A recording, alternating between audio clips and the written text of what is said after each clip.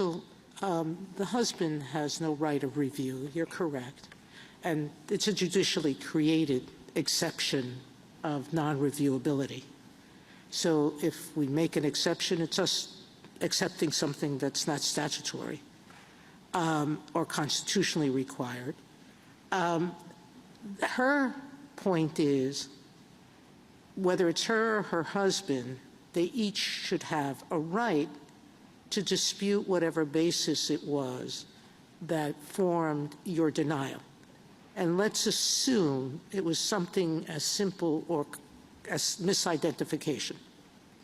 You thought he was John Doe, and you had a whole criminal record on John Doe, and he's not John Doe, he's John Smith. John Smith Doe, which is another person. So the reason she's asking for an explanation, and one that's required, is that she says, I have a right equal to the Mandel professors. They had a First Amendment right to invite a professor to come speak to them. I have an equal constitutional right to live with my husband if I can.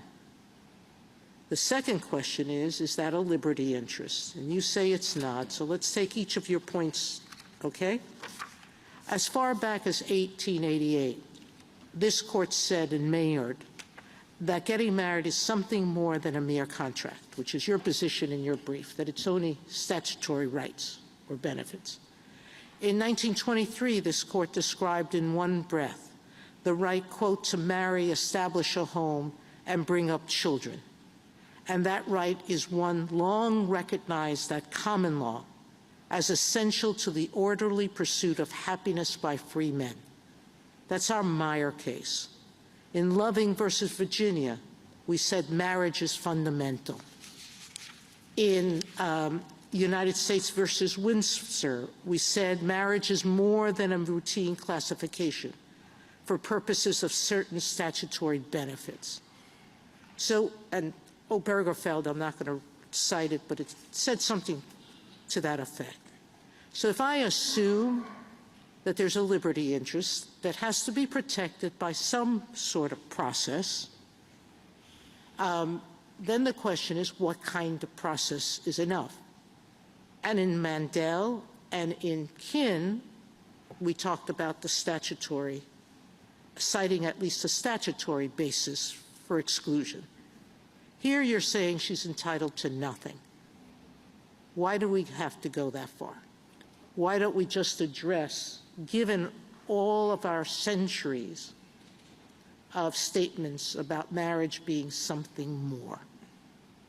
We don't disagree that marriage is an important right and that she has liberty interests that are implicated there. To step back to the beginning of your question, we think that the doctrine of consular non-reviewability is rooted in the political branch's plenary power to determine which non-citizens should be admitted to the country and what procedures are going to be used in order to make that determination. And so that's not just a judicial exception to general principles of reviewability. That's the background against which Congress enacted the INA. It provided for certain remedies in review and did not provide for this. That's the second question. And so, no, you start your brief by telling us we're looking only at no constitutional right.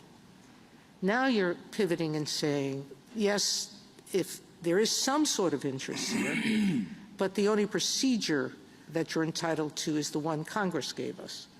And in Kin, we said, that's right, you're entitled to the citation of the, I hope someone else will pick up the second part of this, which is that unlawful is different than terrorizing. So there may be a reason for more specificity in this case than that case. But my question is, why isn't that a separate question from the one that you've been arguing in your brief, that there is no constitutionally protected interest by the wife? Well, I think that assuming there is a constitutionally protected interest, we think that Mandel sets the ceiling of what it would be required. But I said that separate. But you court started your argument with saying there's no constitutionally protected right.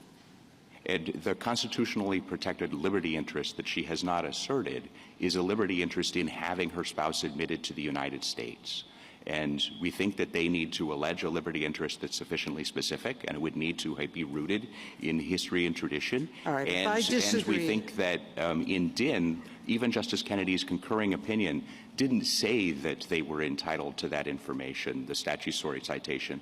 He said that assuming that there were a constitutional liberty interest that were implicated, that was enough information. And